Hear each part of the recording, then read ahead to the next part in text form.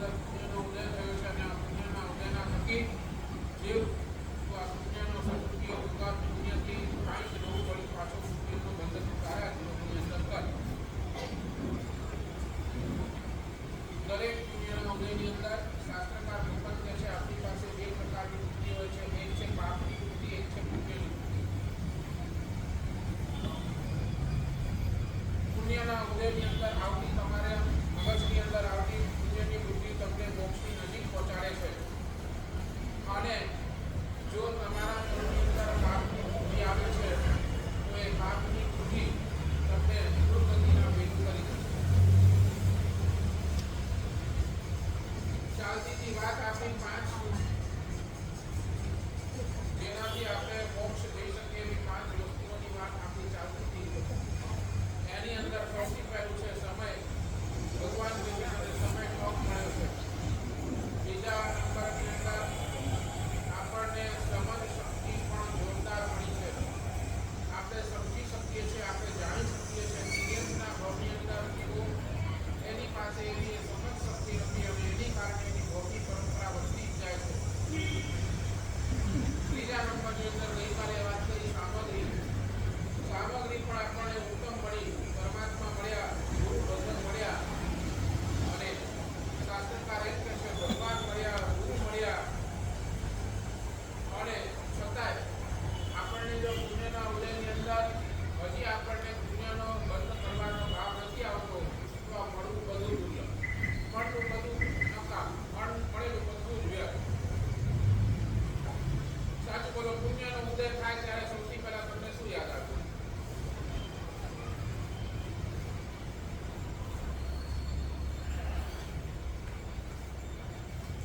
10 લાખ રૂપિયા મળ્યા, પુણ્યનો ઉદય, સૌથી પહેલા શું યાદ આવે?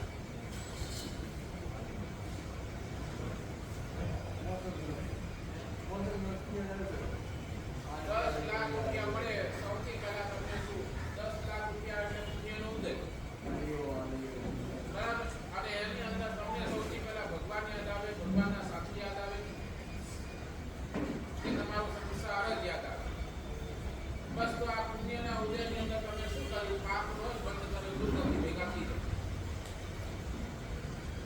સંગમને પણ પુણ્યના ઉદયથી ખીર મળી, બરાબર. માંગી માંગીને સંગમને પણ ખીર મળી અને પુણ્યના ઉદયની અંદર એને એમ ના આવ્યું કે ભાઈ હું ખાઈ લઉં. એને સાધુ મહારાજ પણ યાદ નથી આવે. એને પહેલા મનની અંદર ના મને મળી છે અને હું ખાઈ લઉં નહીં, એ વિચાર સીધા આવ્યો. પહેલા કોઈને ખવડાવીને પછી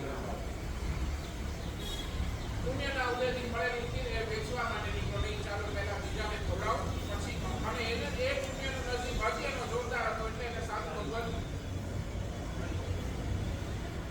નૈસારના જીવન પરમાત્મા મારીનો પ્રથમ ભાવ નૈસારનો ભાવ અને નૈસારના ભાવની અંદર કટિયારો છે. જૈન તો છે નહીં, કટિયારો છે. પોતાનું ગુજરાન ચલાવે છે, જંગલની અંદર લાકડા કાપવા માટે જાય છે. લાકડા કાપતા એ બપોરનો ટાઈમ હોય છે. બપોરના ટાઈમે જ્યારે જમવા માટે બેઠો છે ને ત્યારે એને યાદ આવે છે શું કે આ એટલો ખાઉં છું મજા નથી, કોઈને ખવડાવીને પછી ખાઉં. સાચું બોલો, એવો ભાવ તમને આવે?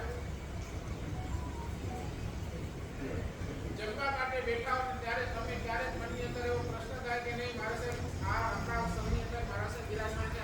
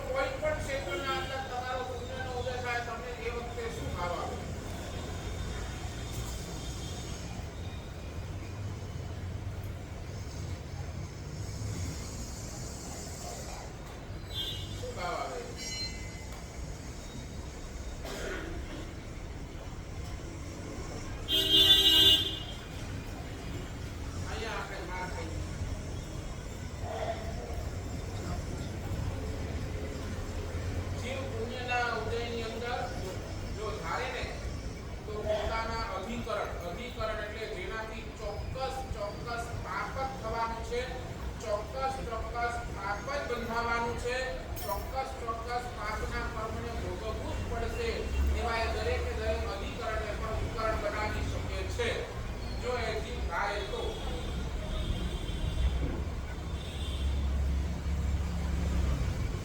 તમારી પાસે રહેલી ગાડી એ અધિકરણ છે, તમને પાપ કરાવે છે, તમને દરેકે દરેક પ્રકારના પાપ કરાવે છે, તમે ધારો તો એ ગાડીને પણ ઉપકરણ બનાવી શકો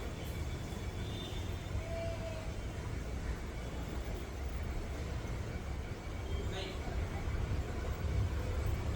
જબલપુર ચોમાસું હતા, જબલપુર અને જબલપુરની અંદર એ વખતે શ્વેતાંબર મુક્તિ ગુજરાતની અંદર આખો એક જ ચોમાસું,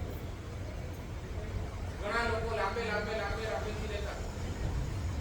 શ્રી સંઘે બહુ સરસ મજાની વ્યવસ્થા કરી છે, બસ હતી પણ બસની અંદર આવીને કેટલા આ ભાઈને મેં ખાલી એમ સહજે વાત કરી કે દોસ્ત તારી પાસે 5 ગાડીઓ છે, એક કામ કરે તારી એરિયાની અંદર જેટલા લોકો છે એ ગાડીની અંદર જેટલા આવી શકે એટલાને જો તું લઈ આવે તો કેટલું સારું. તારી ગાડીનો પણ જે અધિકરણ છે એનાથી તું પાપ કરે છે અને પાપના ઠેકાણે ઉપકરણ બની જશે.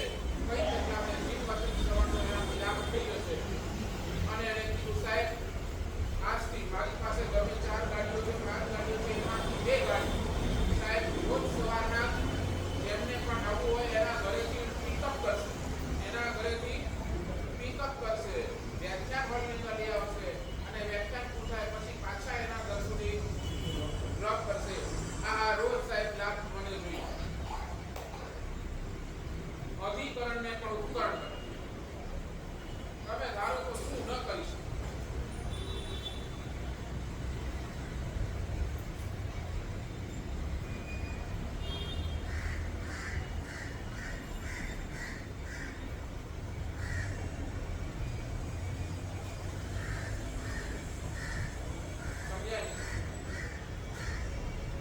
શાસ્ત્રોની અંદર વાત આવે છે, શાસ્ત્રકારો એવું કહે છે જે આશ્રવો છે ને, જો આશ્રવો સો પરિશ્રવો, જો પરિશ્રવો સો આશ્રવો, એટલે જે આશ્રવના સ્થાનો છે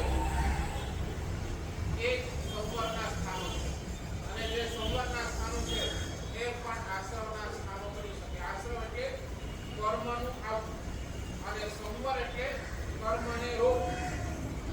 9 તત્વમાંના 2 તત્વો છે, આશ્રવ અને સંવર. સંવર એટલે આશ્રવ એટલે શું? નવા કર્મોનું આવવું એનું નામ આશ્રવ. તો નવા કર્મોનું આવવું 24 વર્ષ નવા કર્મ સતત તમારા બંધાતા રહે એનું નામ આશ્રવ. અને એ નવા કર્મને અટકાવવા માટે તમે જે કરો એ સંવર. સંવર હમણાં તમે સામાયિક લઈને બેઠા એટલે તમે શું કર્યું? નવા કર્મને આવતા અટકાવી દીધા એટલે તમે સંવર કર્યું. શું કર્યું? તો જે આશ્રમના સ્થાનો છે એ સંવરના સ્થાન પણ થઈ શકે છે અને જે સંવરના સ્થાન છે એ પણ આશ્રમના સ્થાન. સમકીતી જીવ કેવો હોય ખબર છે? આશ્રમના સ્થાનને પણ સંવરનું સ્થાન બનાવી અને મિથ્યાત્વી જીવ સંવરના સ્થાનને પણ આશ્રમનું સ્થાન બનાવી.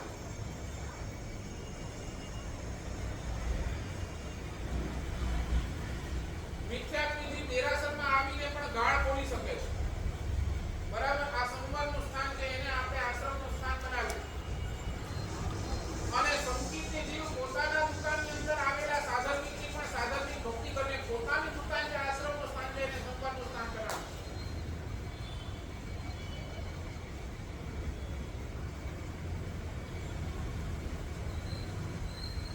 સાચું બોલો. એક પ્રશ્ન પૂછીને આગળ ચાલુ.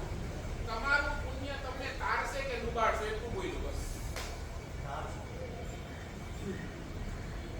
શું નરેન્દ્રભાઈ? તમારું પુણ્ય તમને તારશે કે ડૂબાડશે? એટલું કહ્યું.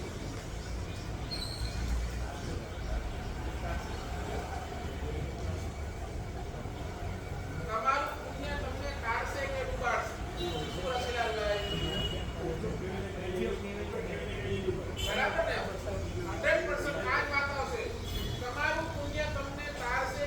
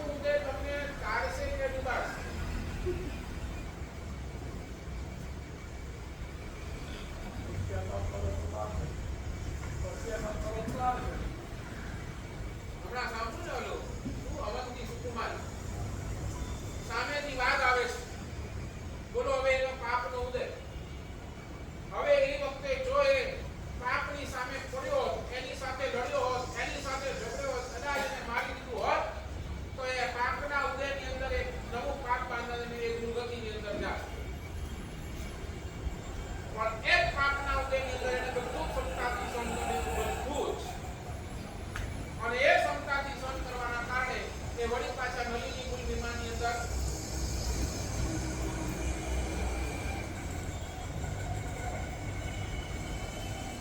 આ જીવશાસ્ત્રનો એક એવો દ્રષ્ટાંત છે નરેન્દ્રભાઈ, આ અવંતી સુકુમાર દીક્ષાની કેટલી બધી તાલાવેલી હશે.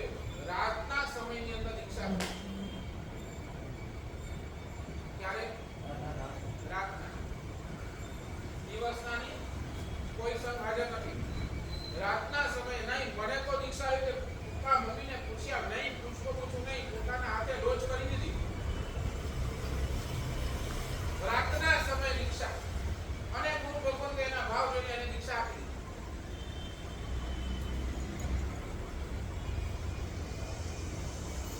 બોલો સાચું બોલો, તમારું કામ તમને તારશે કે ડુબાડશે?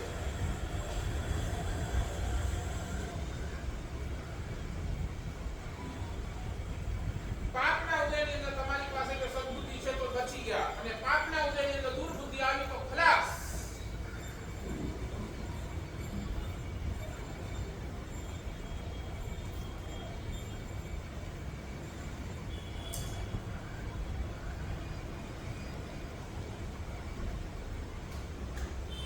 શું લાગે છે આગળ ચાલુ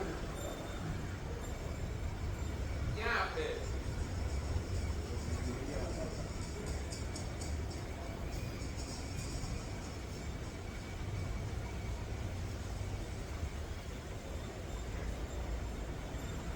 નંબર 1 સમય, નંબર 2 સમજ, નંબર 3 સામગ્રી, નંબર 4 સામર્થ્ય.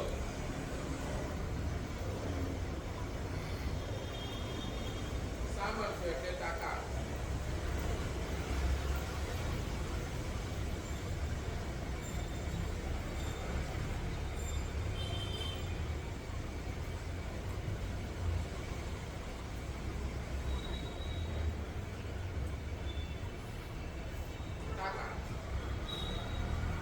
શાસ્ત્રકાર છે જ્યાં સુધી તમારી પાસે તાકાત છે ત્યાં સુધી ધર્મની આરાધના કરી. જે દિવસે તાકાત ગઈ એ દિવસે બધું જ બને. એ દિવસે તમારાથી ધર્મ નહીં થાય અને કદાચ પાપ પણ નહીં થાય. આજે અમે અહીંયા બેઠા બેઠા પ્રવચન એટલે કરી શકીએ છીએ કારણ કે તાકાત છે, સામર્થ્ય. મને ઘણા કે મારા સર બે ઠેકાણે પ્રવચન કરવાના પ્રાપ્તિ નથી. એટલું જ કહીએ જ્યાં સુધી તાકાત છે અને જીવ શાસનની સેવા કરવાનો અવસર મળે છે કરી લઈએ. પાછળ કોને સુધી એટલે એ ઉત્સાહથી બે સ્થળ ઉપર આરામથી પ્રવચન કરું છું. કોઈ તકલીફ મને થતી તમે કાંઈ કરવા ઈચ્છતા હો તમારી પાસે જો સામર્થ્ય છે તો શાસ્ત્રકાર કહે છે હમણાં તમે કરી લો. જ્યાં સુધી સામર્થ્ય નહીં હોય ને એ દિવસે તમે કાંઈ પણ કરી શકવાના નથી.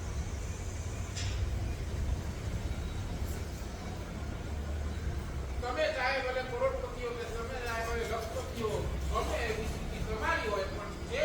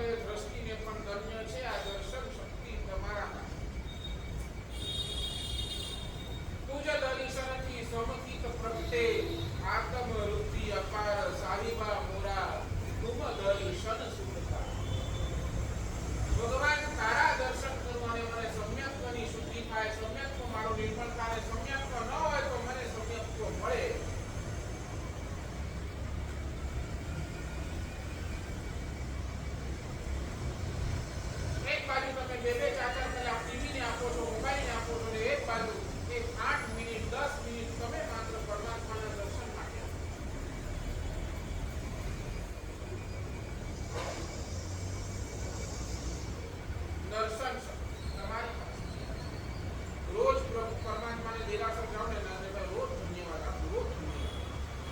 આ ઉંમર સુધી એટ ધ એજ ઓફ 42 43 સુધી આ હજી કામ કરે છે ભગવાન.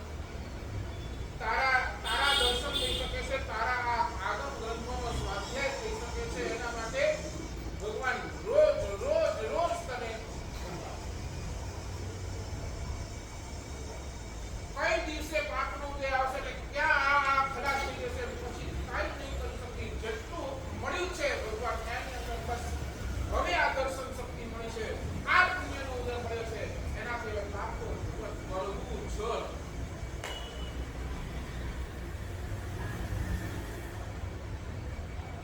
નંબર 1 દર્શન છે.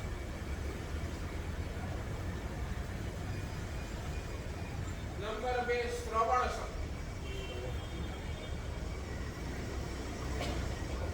હું સાંભળી શકું, ભગવાન હજી સુધી મારા કાન સલામત છે, હું ભગવાન આપના વચન સાંભળી શકું.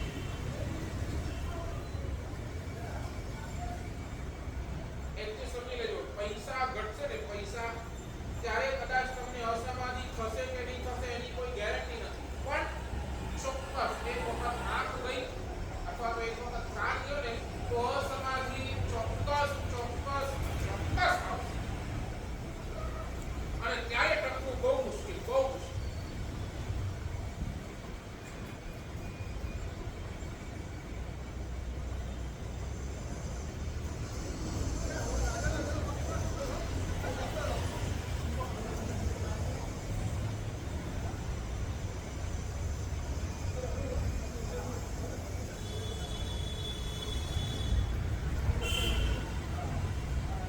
શ્રવણ શક્તિ પહેલી છે દર્શન શક્તિ, બીજી છે શ્રવણ શક્તિ, ત્રીજી છે સમજ શક્તિ. મંદ બુદ્ધિ છે ને સાંભળી શકે છે પણ સમજી શકતો. અહીંયા હું જેટલું કહું છું તમે બધા સાંભળી શકો છો અને સાથે સાથે થોડું ઘણું સમજી પણ શકો છો. આ તમારું પ્લસ પોઈન્ટ છે. મંદ બુદ્ધિ પાસે કોઈ પણ જાતનો બુદ્ધિનો ગ્રોથ જ નથી. એ ગમે તેમ કરે છે બિચારો, એને સમજાવો કેટલો પણ સમજાવો વ્યર્થ. એને કોઈ આ એડવાન્સ નહીં ખાતો એ ખાશે, કારણ કે એની પાસે સમજ અને આપણી પાસે સમજ છે. તો આ સમજ શક્તિનો ભગવાન કહે છે થોડોક ઉપયોગ કરો.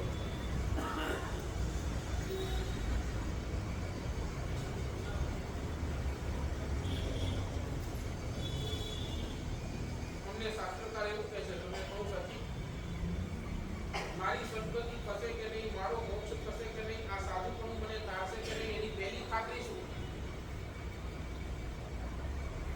તો શાસ્ત્રકાર એવું કહે છે તને જે સુખ મળ્યું છે ને એની અંદર તું બીજાનો વિચાર કર તો 100% તું કરી.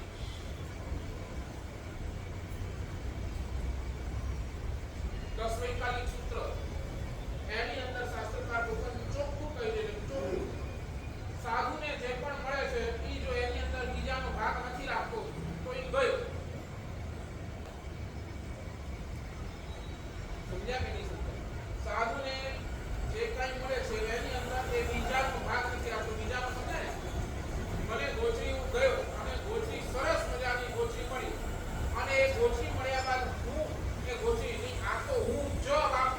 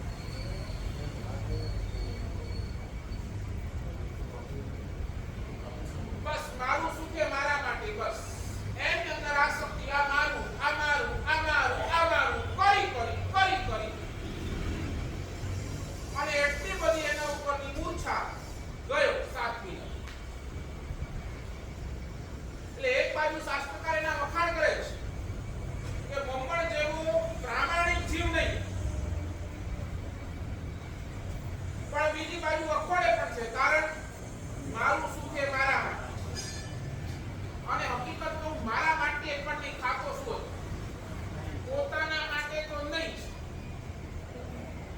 ખાલી એની પાછળની મૂર્છા, બસ ભેગું કરો, ભેગું કરો, ભેગું કરો, એને શાંતિ ન કરે. સાચું. હવે આપણી સુરોઈભાઈ આપણી સ્થિતિ વિચાર કરીએ છીએ કે જો એ વ્યક્તિ હોય તો આપણે શું થવાનું છે? આપણે તો વિચાર પણ નહીં કરી શકીએ એવું થશે. અને સામે વિચાર કરો, બોલો પુણ્યો શ્રાવક, બોલો એક દિવસ ઉપવાસ ને એક દિવસ વાપરવાનું, પણ સમજાય છે ને? રોજ સામાયિક કરવાની, અને એની અંદર એક દિવસ સમોસાની અંદર પરમાત્માએ સાધનની ભક્તિ ઉપર જે બોલ્યા છે એની અંદર પુણ્યને લાગી ગયું કે આ સાધનની ભક્તિનો આટલો પુણ્ય, હું મારા સુખની અંદર બીજાને પણ ભાગીદાર બનું, મારા સુખની અંદર બીજો મારો સાધનની પણ પડી જતો હોય તો એનાથી શ્રેષ્ઠ શું હશે? અને એ દિવસથી ઘરે આવે છે, નક્કી કરે છે આપણને રોજ સાધનની ભક્તિ કરવી. કમાઈ આપણી એટલી જ, તો શું કરવાનું? એક દિવસ હું ઉપવાસ કરીશ અને તું સાધનની ભક્તિ કરજે, બીજા દિવસે તું ઉપવાસ કરજે અને હું સાધનની ભક્તિ.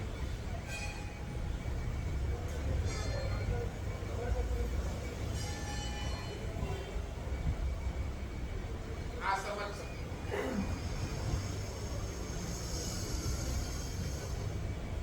અને એમ કરી કરી એ પુણ્યો મહાવીરના મુખે વખણાઈ ગયો.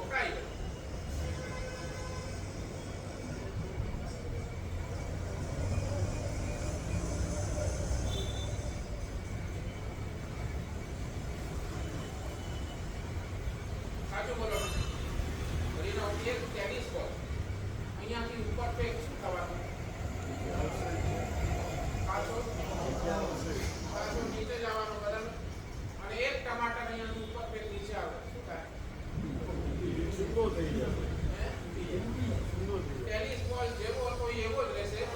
ટમાટર તૂટી જશે અને એના બિયા આખા જમીન ઉપર પથરાઈ જશે અને બીજા 500 નવા ટમાટર મળશે.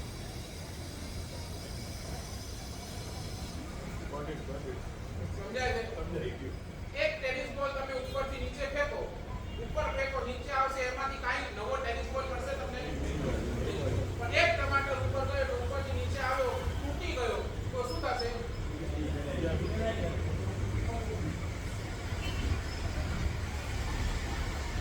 સાચું બોલો. તમારું પુણ્ય ટેનિસ બોલ કે તમારું પુણ્ય ટમાટર?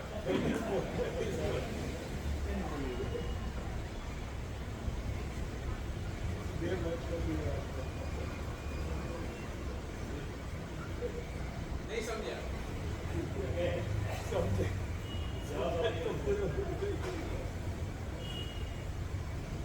શું નરેન્દ્રભાઈ, આપણો પુણ્ય ટેનિસ બોલ કે આપણો પુણ્ય ટમાટર?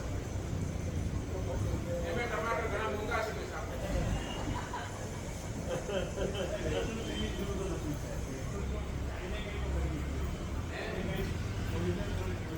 એક જ કહું છું, કાંઈ ને કાંઈ કરતા રહેજો અને મને યાદ કરતા રહેજો.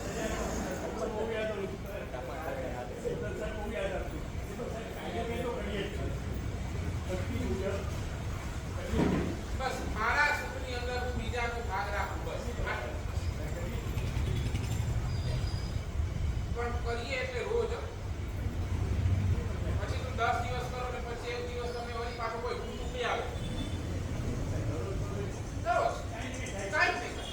રસ્તા ઉપરથી ચાલે કોઈ ભિખારી દેખાય એટલે 10 રૂપિયા આપી, એને કંઈ ખાવાનું આપી દીધું. આ શું મારા સુખની અંદર કોઈને ભાગ કરવા. રસ્તામાં કૂતરો આમને આમ વિચારો કમ પડે છે.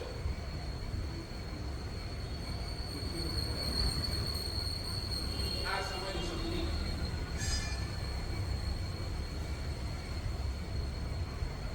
નંબર 4 સ્મરણ શક્તિ.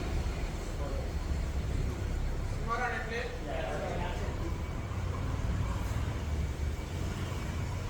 સાચું બોલો. આ સ્મરણ શક્તિ તમારી પાસે ન તો તમારો બિઝનેસ ચાલે. કયા વેપારીને કેટલો માલ આપ્યો,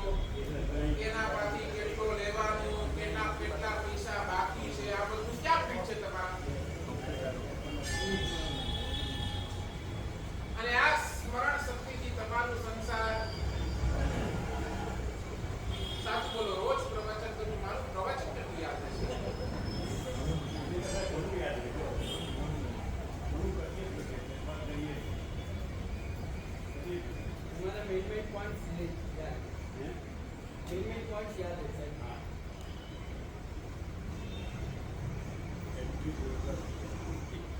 અમે રોજ ભણીએ રોજ. હમણાં ગઈકાલે સવારે આવ્યો તો મારી પાસે સરસ મજાના યોગ સાર ગ્રંથના 5 વોલ્યુમ્સની 5 બુકો આવી રોજ. કારણ કે જ્યાં સુધી આ સ્મરણ શક્તિ છે ત્યાં સુધી દોસ્ત ભણી મૂળ ચાતુર્માસની અંદર યોગ દ્રષ્ટિ સમુચય હરિપદ્ર સુરીમાનું તો મોસ્ટ અગ્રામાં આપણો ગ્રંથ હતો ને તો આ યોગ દ્રષ્ટિ સમજવા માટે ભલાના પાણી ઉતરી જાય એવો યોગ દ્રષ્ટિ ગ્રંથ ભણ્યા. ત્યારે ખબર પડી આપણે ક્યાં પડ્યા છીએ. આમ પડી આપણે તો 8 દ્રષ્ટિની વાત કરી છે. ત્યાં 8 દ્રષ્ટિ, 8 ટાઈપ્સ ઓફ વિઝન. અને એની અંદર અમારા જેવો પહેલી વિઝનમાં પણ નથી આવતો.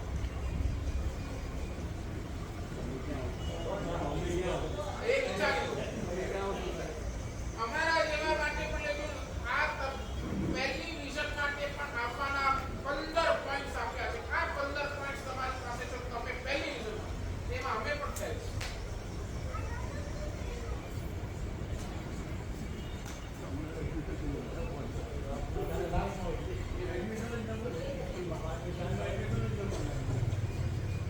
એક બાજુ યોગ દ્રષ્ટિ, એક બાજુ જ્ઞાન સાર, એક બાજુ અધ્યાત્મ સાર, આ એક બાજુ યોગ સાર.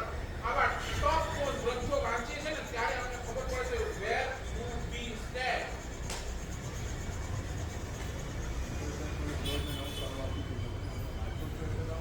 યુ ટુ સ્મરણ શક્તિ.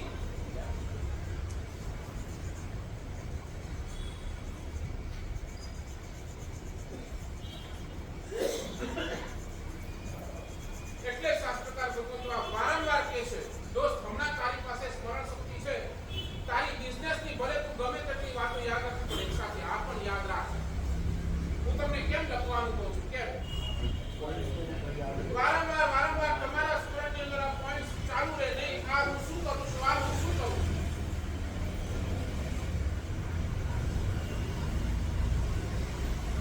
સાચું બોલો. બધા આંખ બંધ કરો. ચાલો એકવાર બધા આંખ બંધ કરો. બધાની આંખ બંધ કરો અને શંખેશ્વર દાદાને યાદ કરો. કોણ દેખાયા? શંખેશ્વર દાદાનો ફેસ યાદ આવ્યો? શંખેશ્વર દાદાનો ફેસ યાદ આવ્યો? યસ ઓર નો? આ કોના કારણે યાદ આવ્યો?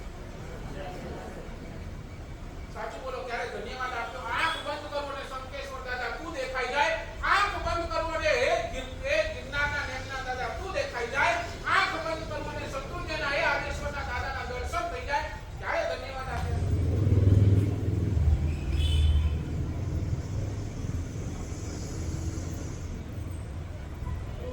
આજે પણ આજના દિવસ સુધી પણ ભલે મારી દીક્ષા 17 વર્ષ થઈ આજે દિવસે પણ મને મારી દીક્ષા યાદ. આજે પણ મારી આંખોની આંખ બંધ કરો અને મને મારા દીક્ષાના દ્રશ્યો એ યાદ આવે.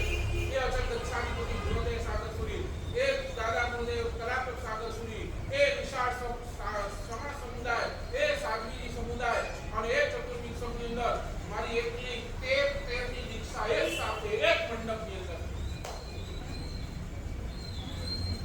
પાલિતાણા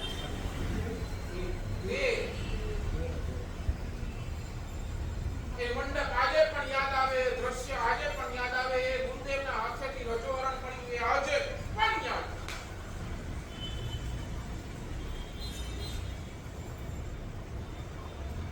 અને ખાલી યાદ કરવો ને એ દિવસો ધન્યાતી.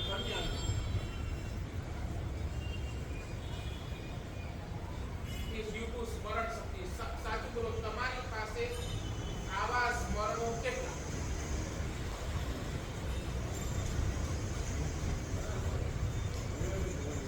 તમારી પાસે આવા સ્મરણો કેટલા?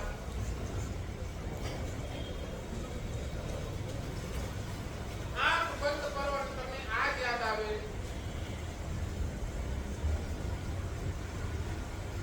કે તમારો સંસાર યાદ આવે.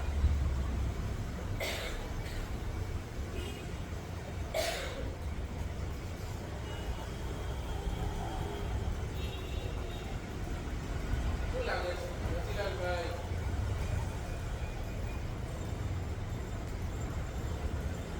નંબર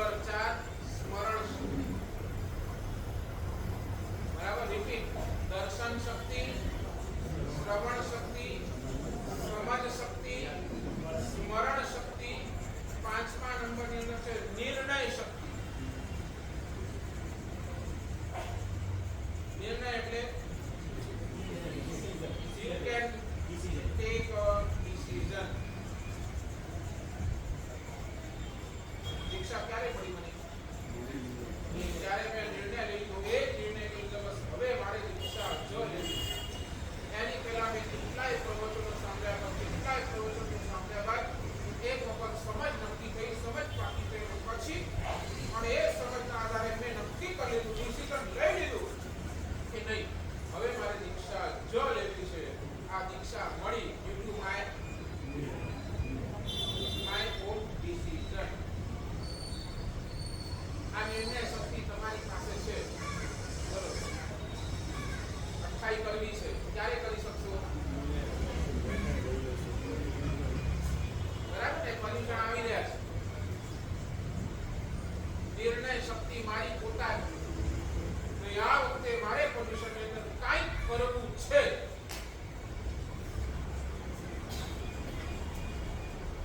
નંબર 5 નિર્ણય શક્તિ.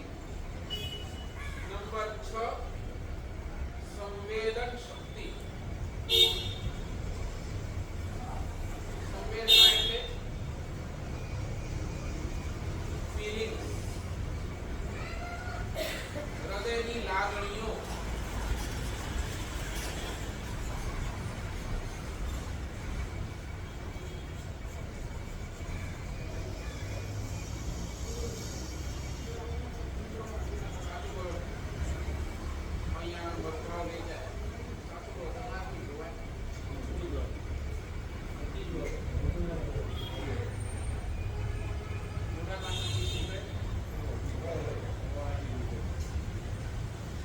તમારી સામે કોઈ બકરો પકડાતો તમારી જોવાય?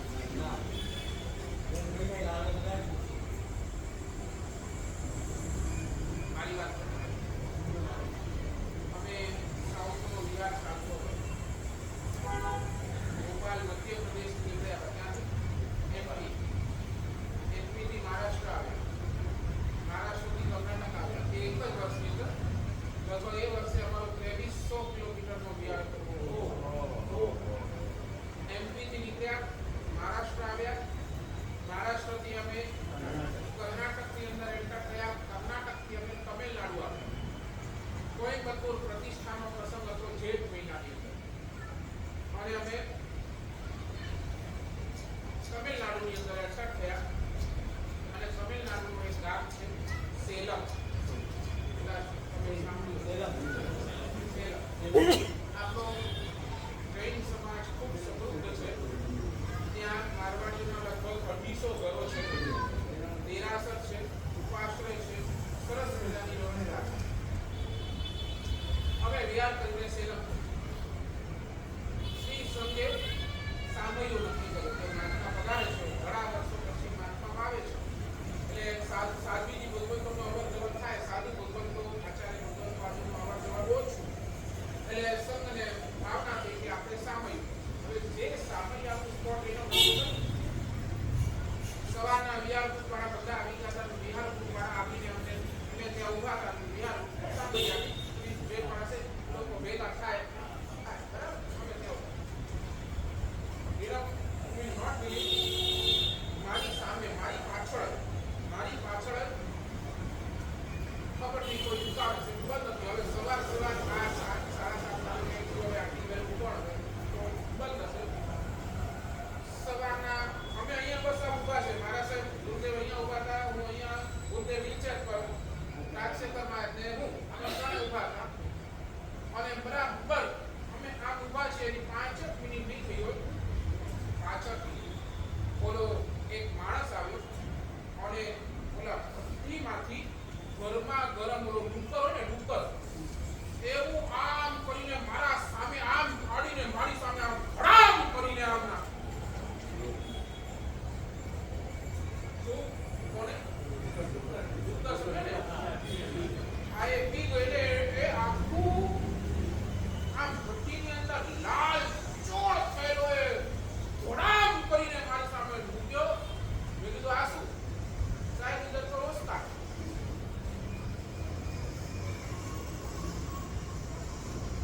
મેં કીધું અહીંયા ઊભું નથી રહેવું, ચાલ આપણને સામૈયા બામૈયા થયું કે તું ચાલ અહીંયા આ આપણાથી આ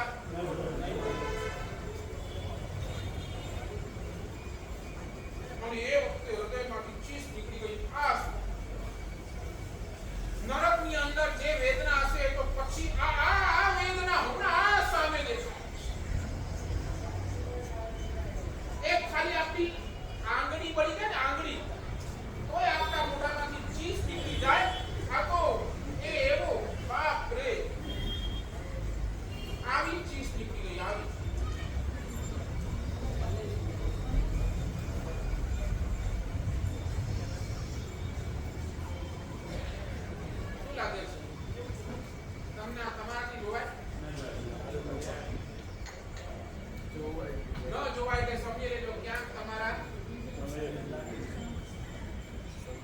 કાળજી રાખવાની.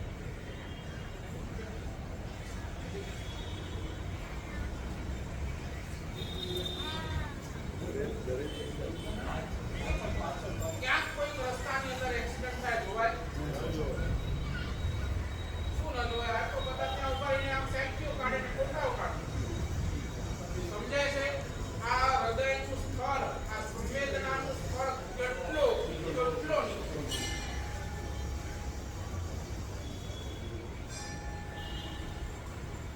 હજી સુધી તમારા હૃદયની અંદર આ સંવેદનાઓ જીવતી છે ને એટલે સમજો, ભગવાનનો આભાર માનજો કે હજી તમારું હૃદય ધબકે છે.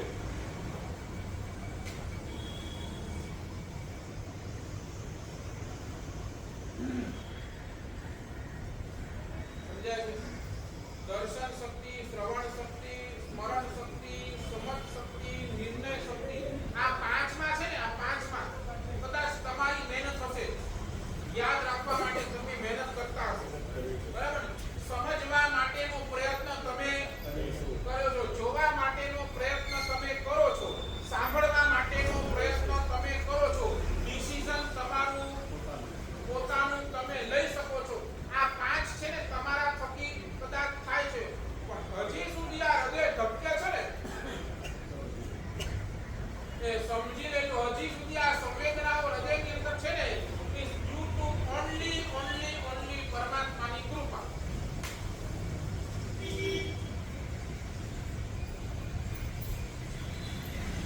અને આ પરમાત્માની કૃપા આપણને જન્મથી મળી ગઈ છે. આજે કોઈ કસાઈના ઘરે આપણે જન્મ્યા નથી, આ જન્મથી આ સંવેદનાઓ આપણી સાથે એક કીડી પણ મળે છે ને તોય આપણને એરાટી છે. ધીસ ઇઝ ડ્યુ ટુ આ જન્મ મળ્યો છે ને એટલે પરમાત્માની પરમ કૃપા છે.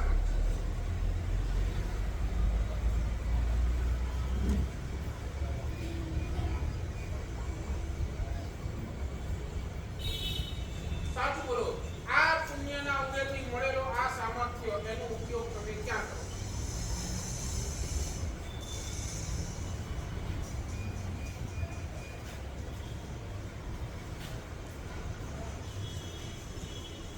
ક્યાં?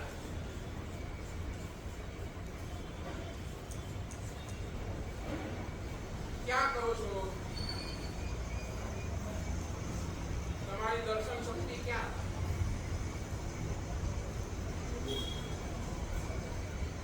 તમારી શ્રવણ શક્તિ ક્યાં?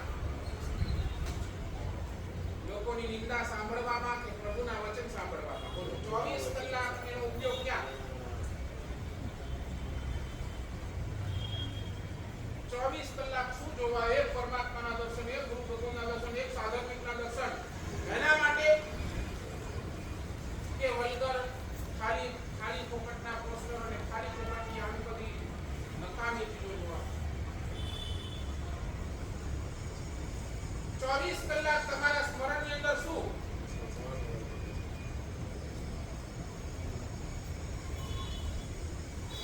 સાચું બોલો, 24 કલાક તમારી પાસે ફરિયાદ છે નહીં. ઘર નથી મળ્યું હોય, ધંધો નથી જામતો હોય,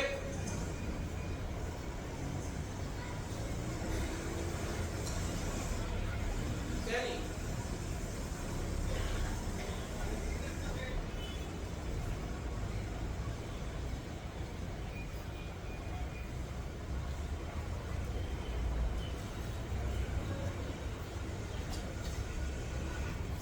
સાચું બોલો, આના ઉપર આપણો ફોકસ કેમ નહીં?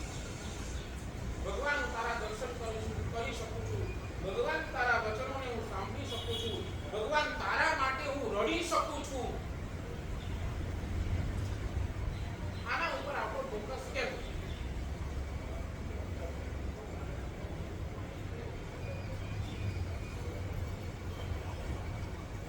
કેમ નહીં?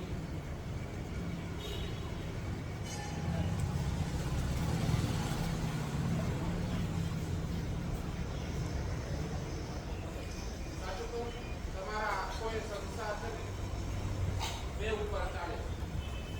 તમારા આખા સંસારનો ટાર્ગેટ છે નંબર 1 અભાવ અને નંબર 2 અલ્પતા. કાં તો અભાવ છે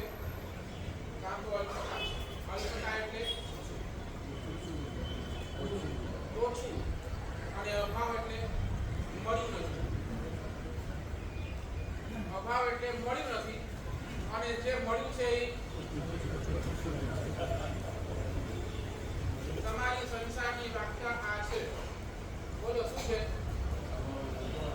નંબર 1 અભાવ. તમે આખો દિવસ અભાવની અંદર જીવો છો. અભાવની અંદર મને આ નથી મળ્યું, મને તે નથી મળ્યું, મને આ જોઈએ છે, મને તે જોઈએ છે, મને આવું જોઈએ છે, મને આવું ન ચાલે, મને આવું ચાલે. અને નંબર 2 અલ્પતા. મને આવું કેમ મળ્યું, મને આનાથી સારું મળવું જોઈએ હતું, મને હું તો આ ઈચ્છતો હતો, આવું કેમ આવ્યું, આ કેમ થયું. આ અલ્પતાની અંદર તમારું આખું સંસાર થાય છે. અને એની અંદર તમને ક્યારે પણ કોઈ પણ રીતે ક્યારે પણ સેટિસ્ફેક્શન મળવાનો જ નથી. એક વ્યક્તિ એવું બતાવ જેને સંસારની અંદર આ અભાવની અંદર ને અલ્પતાની અંદર સેટિસ્ફેક્શન મળ્યું હોય તો બરાબર. તમને અહીંયા પૂર્ણતા તો કાંઈ મળવાનું નથી. પૂર્ણ મળવાનું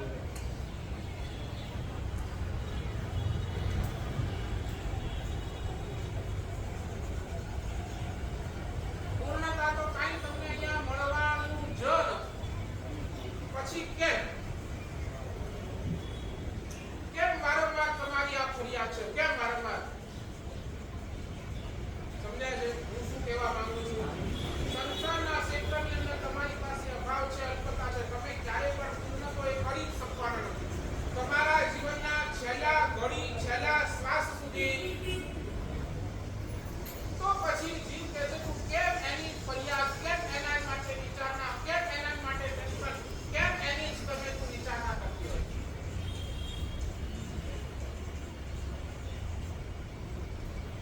સમજાય ને? મોઢામાં 32 દાંત હોય ને નરેશભાઈ, તો જીભ ક્યારે છે ને મોઢાના એ દાંતોને સ્પર્શ નથી કરતી. જેવું એક દાંત તમે કઢાવી આવો ને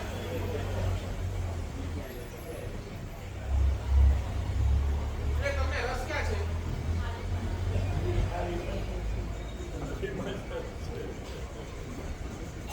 તમને રસ અભાવ અને અલ્પમાં જ છે.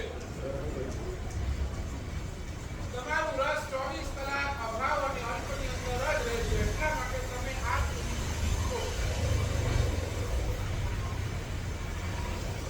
થોડો ભગવાન કહે છે અભાવ અને અલ્પતાથી થોડા બહાર નીકળો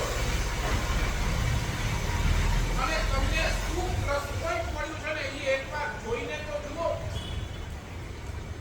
જે અલ્પતા, જે અભાવની પાછળ તમે રહો છો એની સામે તમને શું મળ્યું છે એ તાકાતનું એકવાર તમે આંખથી નિરીક્ષણ કરશો ને તો તમને ખબર પડશે કે નહીં મારા જેવો તો આ જગતની અંદર બીજું કોઈ નથી.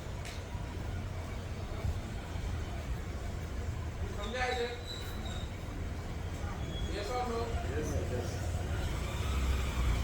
આ સામર્થ્યનો ઉપયોગ શાસ્ત્રકાર એમ કહે છે જીવ વારંવાર કરે. અભાવ અને અલ્પતાને છોડી અને જે મળ્યું છે ને એની ઉપર એક વાર તું નજર કર તો આપણું ક્યાંક ઠેકાણું પડશે અથવા તો